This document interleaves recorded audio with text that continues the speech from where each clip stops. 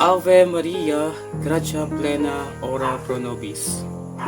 Kahapon, sinimulan na po natin ang pagdiriwang ng Mayuhan 2026 at naihatid na po ang mahal na Birheng Maria sa tahanan kung saan tayo mamimintulong muli sa mahal na Birheng Maria. Karaniwan po na ginagawa sa pagdiriwang ng Mayuhan o Flores de Mayo ay nagkakaroon po ng mga pag-aaral ng mga kabataan tungkol sa pananampalatayang Katoliko, sa kanilang pagdarasal at magandang asal.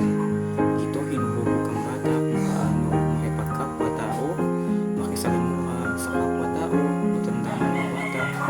Ito man ay hindi nila kakilala o kaklose.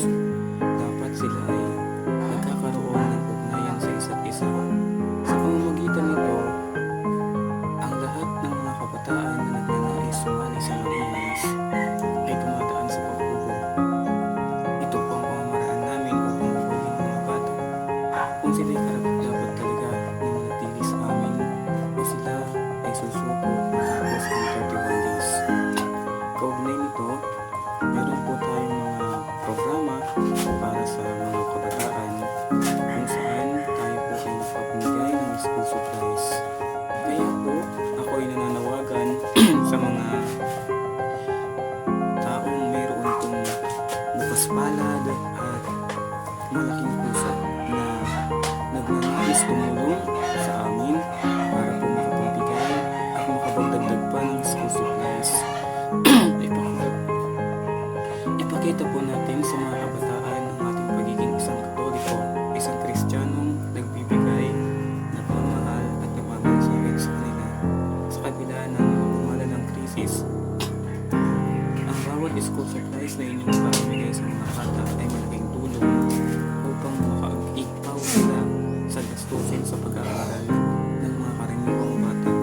Dahil karamihan po sa aming mga mundo, sa aming mga nagmamayuhan ay mga batang wala sa buhay o tinatawag nating nasa laylayan ng lipunan. Kaya naman, ako po ay nananawagan muli sa mga mayroong magandang puso, bukas palad at malawak na puso na kayo po ay maaaring magbigay po ng donasyon o kaya naman maaari niyo pong i-scan kung kayo po ay nanonood sa aking TikTok account. I-scan niyo lang po yung aking QR code dyan sa Kuya Bro Francis TikTok account. Nakapin po sa itaas yung aking pong QR code para po sa Gcash. Kaya hindi naman sa Facebook page po ng Marians ay meron din po tayong nakalagay. Yan po ay nakapin din po yan. Nakalagay po yan sa ating naka-cover photo.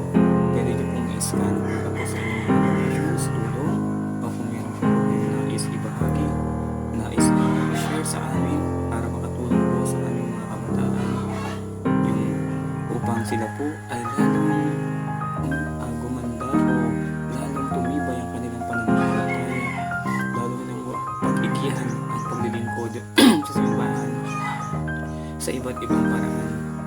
Muli po, ako po ay nananawagan sa mga nagnanais tumulong